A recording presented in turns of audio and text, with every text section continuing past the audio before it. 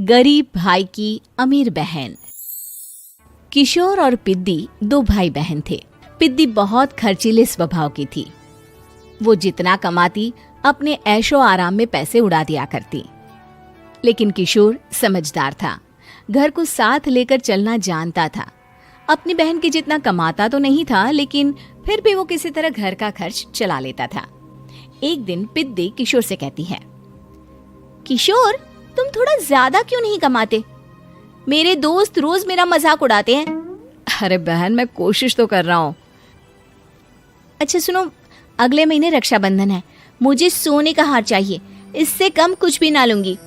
अरे दिला दूंगा बहन। किशोर को पूरी रात नींद नहीं आती। उसके दिमाग में बस ये चल रहा था कि उसकी माली हालत इतनी बिगड़ चुकी है, अब वो सोने का हार कहाँ से लाएगा। अगले दिन किशोर सुबह सुबह घर से ये बोलकर निकल गया कि पिद्दी, मैं गांव से बाहर जा रहा हूँ, कुछ दिन घर नहीं आऊंगा। किशोर ने अपने काम के साथ साथ फेरी में कपड़े बेचने भी शुरू कर दिए, जिससे वो ज्यादा से ज्यादा पैसे कमा सके। रात में वो एक बिल्डिंग की चौकीदारी भी करने लगा। अपने काम से थोड़ा बहुत समय निकालकर बस कुछ घंटे की नींद ले पाता था। और कब वो कुछ दिन एक महीने में बदल गए और रक्षाबंधन भी आ गया, पता ही नहीं चला।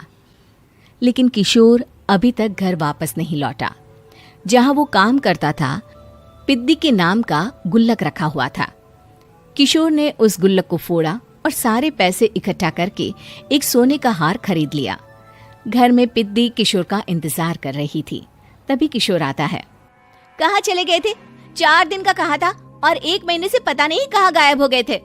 मैंने बस एक हार मांगा था और तुमने तो घर ही छोड़ दिया। अरे मुझे थोड़ा काम मिल गया था। कुछ नहीं, सब समझती हूँ, बहाने थे तुम्हारे। अपनी बहन के लिए इतना भी नहीं कर सकते, कैसे भाई हो? चलो यहाँ बैठो, राखी बांधती हूँ। पिद्दी ने किशोर को राखी बांधी। वैसे ही किशोर ने अपनी बहन के हाथ में सोने का हार रख दिया। उसकी खुशी का कोई ठिकाना नहीं था। वो मिठाई खिलाए बिना ही नेकलेस लेकर चली गई और शीशे के सामने अपने गले में हार रखकर देखने लगी। किशोर ने लड्डू उठाया और खुद ही खा लिया। ऐसे कई साल गुजर गए। एक दिन पिद्दी की नौकरी छूट गई। अब वो पूरी तरह किशोर पर डिपेंड हो गई थी। आए दिन किशोर को अपने महंगे महंगे शौक गिनाकर उससे पैसे मांगा करती थी। किशोर, कुछ पैसे देना, मुझे पार्लर जाना है। किशोर बिना कुछ बोले उसे पैसे दे देता। ये क्या, 500? अरे इतने में तो मुझे पार्लर में एंट्री मिलेगी बस। अच्छा, देता हूँ ना ज्यादा। अरे कैसे भाई हो, अपनी बहन के लिए इतना भी नहीं कर सकते। किशोर ने जेब से 2000 का नोट निकाला और उसे दे दिया। किशोर गरीबी में रह लेता था, लेकिन अपनी बहन को कभी कोई कमी नहीं होने देता था।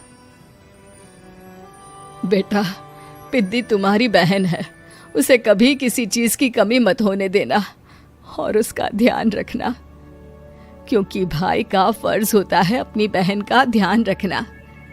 किशोर ने माँ की कही ये बात हमेशा के लिए याद कर ली थी।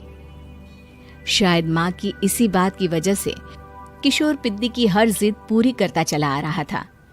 किशोर, आज मैं अपने दोस्तों के साथ पार्टी करने जा रही हूँ, मुझे कुछ पैसे दो ना।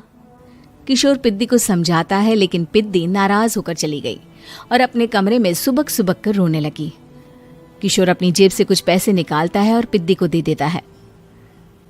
किशोर खुद कभी अच्छे कपड़े नहीं पहनता, लेकिन पिद्दी को राजकुमारी की तरह रखता। पिद्दी के जाने के बाद किशोर अपने काम पर निकल गया। एक तरफ पिद्दी अपने दोस्तों के साथ मस्ती कर रही थी, तो वहीं दूसरी तरफ किशोर पैसे कमाने के लिए कड़ी मेहनत कर रहा था। कुछ और दिन ऐसे ही बीत गए। एक दिन पिद्दी एक लड़के को लेकर घर आई और उसे किशोर से मिलवाया। किशोर, मुझे इस लड़के से शादी करनी है, लेकिन इनके मम्मी पापा बोल रहे हैं कि उनको दहेज में एक कार चाहिए, तभी वो मेरा और पंकज का रिश्ता कबूल करेंगे। लेकिन बहन, कार खरीदना कोई सब्जी खरीदने के बराबर तो नहीं है। अरे कैसे भाई हो तुम, अपनी बहन के लिए इतना नहीं कर सकते? देखो, मैं ज्यादा इंतजार नहीं कर सकती, तुम्हें 1 साल में मेरे लिए कार खरीदनी ही होगी। अच्छा पंकज, एक काम करो, कल तुम अपने माता पिता को घर बुला लो, मैं उनसे तुम्हारे और पिद्दी के रिश्ते की बात कर लेता हूँ। अगले दिन किशोर के छोटे से घर में पंकज और उसके माता पिता आते हैं। बेटा, तुम्हारी बहन ने हमारी शर्त तो बता ही दी होगी। जी बेटा, तुम तो इतने छोटे घर में रहते हो, दहेज कहाँ से लाओगे? मैं अपनी बहन की खुशी के लिए सब कुछ कर सकता हूँ। पंकज और पिद्दी का रिश्ता तय हो जाता है। किशोर अब अपनी क्षमता से 4 गुना ज्यादा काम करने लगता है। सुबह सबके घरों में न्यूज़पेपर फेंकता, दिन में मजदूरी करता और रात में चौकीदारी करता। खूब मेहनत करके किशोर ने अपनी बहन की शादी के लिए पैसे जुटा लिए। उसने अपनी बहन के लिए कार खरीद ली। जब वो पिद्दी के ससुराल वालों से मिलने गया तो उन्होंने किशोर से और पैसों की मांग की। इस बार किशोर हार चुका था। पिद्दी माफ करना, मैं तुम्हारी शादी उस लड़के से नहीं कर सकता। वो लालची लोग हैं, उन्हें सिर्फ पैसों से मतलब है। देखो किशोर, मैं पंकज से ही शादी करूंगी। क्योंकि पिद्दी ने तो किशोर की बात न मानने की जैसे कसम खा रखी थी। किशोर ने पंकज को घर बुलाया। पंकज, तुम अपने माता पिता को समझाते क्यों नहीं हो? भैया, वो हमारी शादी के लिए मान गए, मेरे लिए तो यही बहुत बड़ी बात है। हम एक काम कर सकते हैं, दहेज की रकम में से कुछ पैसे मैं आपको दे देता हूँ। अरे लेकिन समाज वाले क्या कहेंगे? अरे जब दुनिया को पता चलेगा तब ना। अच्छा, कुछ पैसे मैं अपने मालिक से कर्ज में ले लेता हूँ। कुछ पैसे पंकज देता है, कुछ वो कर्जा लेता है और अपनी उम्र भर की कमाई वो अपनी बहन की शादी में लगा देता है। आखिर में पंकज और पिद्दी की शादी हो जाती है। पिद्दी की विदाई के बाद किशोर बिल्कुल अकेला पड़ जाता है। अब उसका कमाने में भी मन नहीं लगता। उधारी वाले रोज घर में आकर बैठ जाते हैं। अरे किशोर, अब तो पिद्दी की शादी को 5 साल हो गए, अब तो हमारा पैसा लौटा दो। चाचा, पिद्दी के जाने के बाद किसी भी काम में मन नहीं लगता। अरे तो हमारा पैसा कैसे वापस मिलेगा? जी, कुछ करता हूँ मैं। किशोर के ऊपर बहुत सा कर्जा चढ़ गया था।